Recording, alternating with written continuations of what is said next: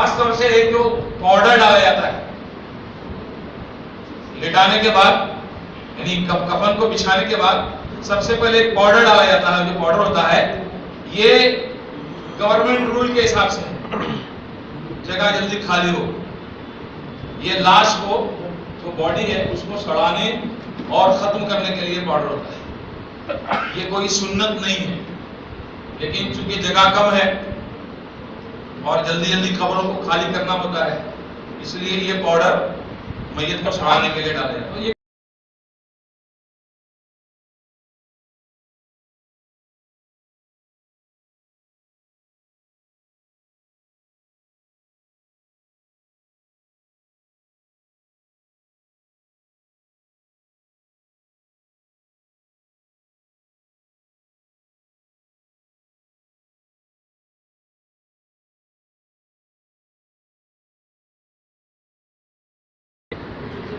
ये पाउडर कफन में बिछाया जाता है, उसका बॉडी को रखाया जाता है।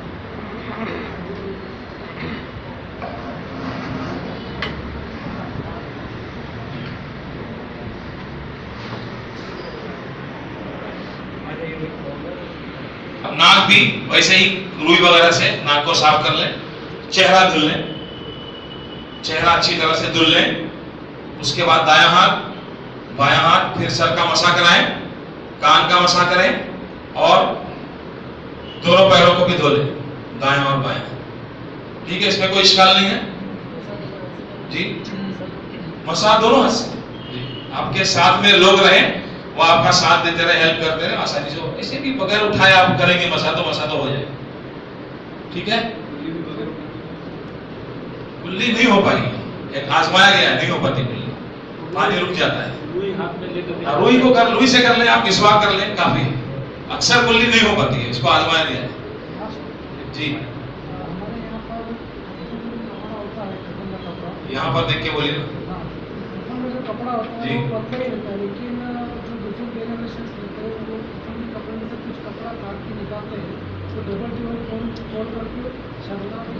नहीं, ये सब हट जाता है वो कपड़ा, वो ज्यादा देर तक नहीं टिकेगा। कपड़ा छोटा अगर होगा ना तो हिलाने करने में वो कपड़ा हट जाएगा। इसलिए बेहतर है कि जो ऊपर का कपड़ा है वो मोटा हो, कोई कलर वाला हो तो भी चलेगा, उसमें व्हाइट जरूरी नहीं। कफन जब देना है तो हमको व्हाइट का ख्याल रखना है। मोटी चादर होती है घर में कोई, उसको भी डाला जा सकता है। असल क्या है, शर्मगाह यानी जो सतरे औरत है वो छुपाना असल है। और औरत के लिए क्या है, औरत का यहाँ पूरा हिस्सा जो है ढका जाए, पूरा जिस्म ढका जाएगा। औरतों के और मर्दों में गुस्ल में ये फर्क है कि औरत को ऊपर तक ढका जाएगा और मर्द को नाफ से लेकर के घुटने तक ढका जाएगा जी। चेहरा नहीं ढका जाएगा, बात का मसला है, वो बात का मसला है। अब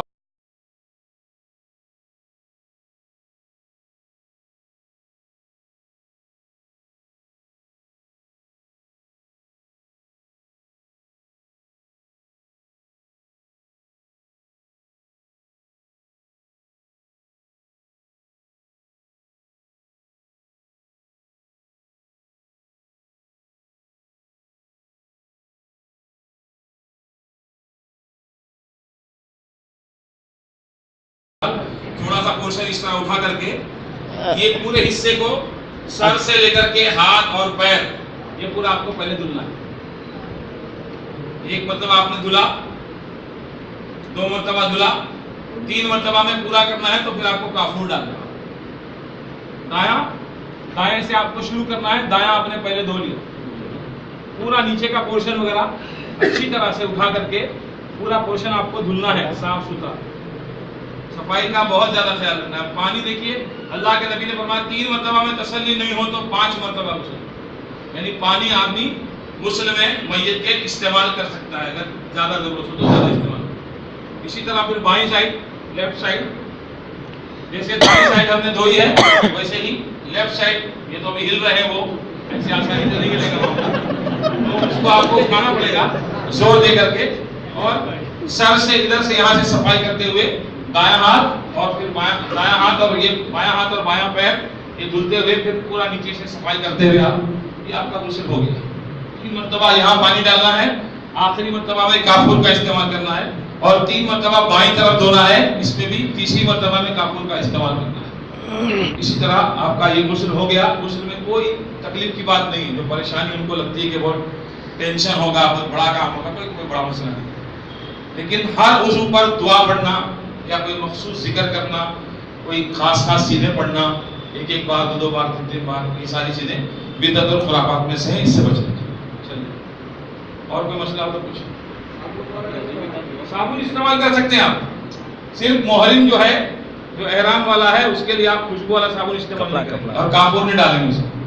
कफन बांधने का नहीं, वो जिंदा के लिए दुआएं सारी, जो नई चादर लाई जाए और वो इतनी ज्यादा गीली नहीं हो जाएगी, पीछे से दूसरी चादर को जो गीली है उसको हटाया जाए और बदन को अच्छी तरह से सूखा कर लिया जाए। सूखे कपड़े से आप हाथ डाल के पोंछ सकते हैं। हाँ बिल्कुल पोंछ सकते हैं, ताकि उसकी नमी खत्म हो। जी, नमी पूरी खत्म हो जाए, इतनी अच्छी तरह से इसको साफ करना चाहिए। जी, पानी में हाथ डालने का मतलब क्या है? तो पानी में कोई हद नहीं पानी में हाथ डालें। पानी देने वाला साथी जो पानी गलती से लग जाए, कोई हद नहीं। पानी में हाथ डालने से पानी नापाक नहीं होता है।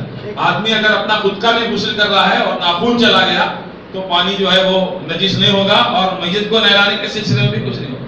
कुछ लोग गुस्ल देते हैं, कुछ लोग कपड़ा लेके खड़े होते हैं कि देखिए ना बाहर। गुस्ल ऐसी जगह पे करना चाहिए जहां पर वो 2-3 आदमियों के अलावा कोई देख नहीं रहा।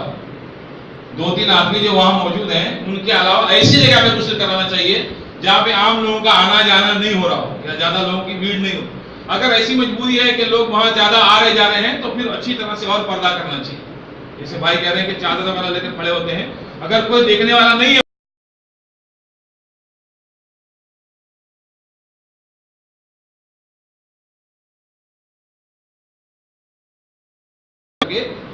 जितना ज्यादा हो सके छुपा करके उसकी सतह पोशी करके गुस्ल देना चाहिए। पिलाने का ना सबर तो करो। ठीक है, और कोई बात? जी, पानी में डालना। जी, पानी में डालना। और उसके अलावा आप ऊपर भी डाल सकते हैं, खास तौर से जो उसके सजदे के आज़ा हैं, औरतों को खास तौर से लगाया जाता है। सजदे के जो आज़ा हैं, हेड माइक दे दो, जो सजदे में टच होते हैं, उन आज़ा पर भी आप खुशबू लगाएं तो ये भी जायज है आपके लिए। और उसमें कफन पर या उसके जिस्म पर भी आप लगाएं खुशबू के तौर पर, तो ये भी सही है। चलिए, ठीक है, और कोई सवाल गुस्ल के मुताल्लिक? जी, एक सवाल है। बोलिए। हमारे पास जो पैर है वो किबला रुख करते हैं, क्या सही है? उसकी कोई वजाहत नहीं हदीस में। किबला रुख पैर हो, किबला रुख सर हो, इसकी कोई वजाहत नहीं, इसलिए उस मसले में हमको नहीं पढ़ना चाहिए। जैसा भी मैयत को रखना है आप रख सकते हैं, जैसा भी गुस्ल देना चाहें आप दे सकते हैं।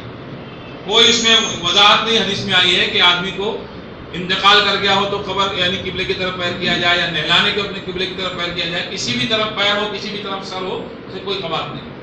जी,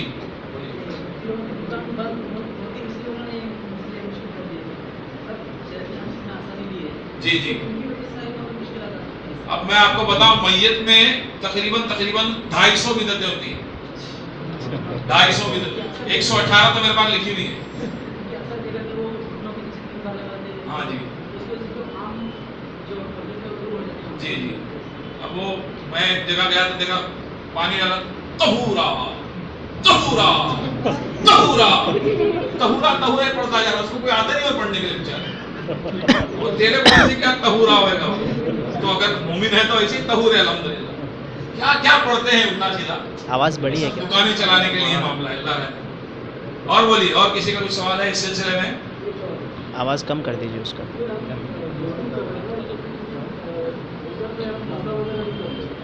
जी जी जी जी, इसमें मसा नहीं करते हैं। हाँ, इसमें क्या नाम है, जनाबत के गुस्ल में। लेकिन यहाँ पर जो है उलमा ने वजाहत की कि वजू कर लिया जाए पूरा। उसमें सवाल ये कर रहे हैं कि हम लोग गुस्ले जनाबत में सर का मसा नहीं करते हैं, तो यहाँ पर मैयत को क्यों मसा कराया जाए? तो उलमा ने इसके बारे में जो चीज लिखी है वो यही है कि मैयत को वजू कराया जाए। उसमें उन्होंने ये वजाहत नहीं लिखी कि जैसे जनाबत के गुस्ल में हम मसा नहीं करते हैं वैसे मैयत को मसा नहीं कराया जाए, पूरा वजू कराया जाए, ये लिखा है और दलीलों से भी चीज साबित होती है, इसलिए पूरा वजू कराना चाहिए। अभी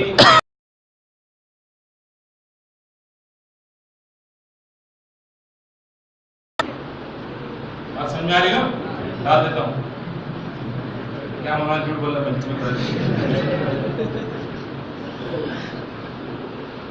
ऐसी पोजीशन थी। नहलाने के बाद हमने जो गीली चादर थी उसको निकाला है, सूखी चादर ऊपर डाली है और बदन को अच्छी तरह से हमने साफ कर लिया। खुशबू वगैरह लगाना है बदन पे, इत्र वगैरह, तो कोई मुमानियत नहीं है मर्द के लिए, इतना चाहे लगा सकते हैं। औरत के लिए कापूर का इस्तेमाल बेहतर है। अब आपको ये बताना है कि कफन कैसे पहनाया जाता है। तकलीफ यहाँ पर यह है कि चादरें बहुत छोटी हैं। तीन चादर डाली गई हैं और हाथ जो है उसको बिल्कुल करीब कर देना है। जो साथी रहेंगे वो बिल्कुल दबाकर उसको पकड़े रहें। कभी कभी पैर खुल जाते हैं, पैरों को भी करीब करें। कभी कभी पैर बांध देने पड़ते हैं, नहीं खुल जाते।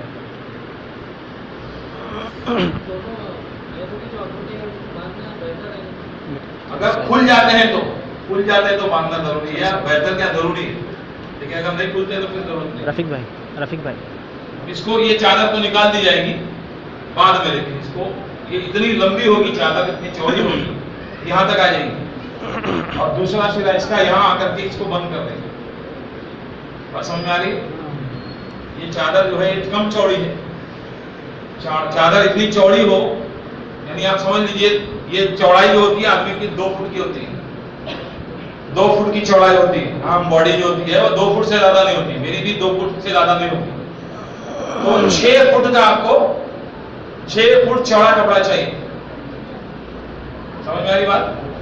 2 फुट के एतबार से 6 फुट का कपड़ा चाहिए फोल्ड के लिए, और बड़ा फोल्ड होना चाहिए अच्छी तरह से। और लंबाई 6 फुट का आदमी है तो 1 फुट यहाँ 1 फुट यहाँ 8 फुट होना चाहिए। छोटा आदमी है तो छोटा भी चल जाए। ये समझ में नहीं आएगा आपको किस तरह किया जाए।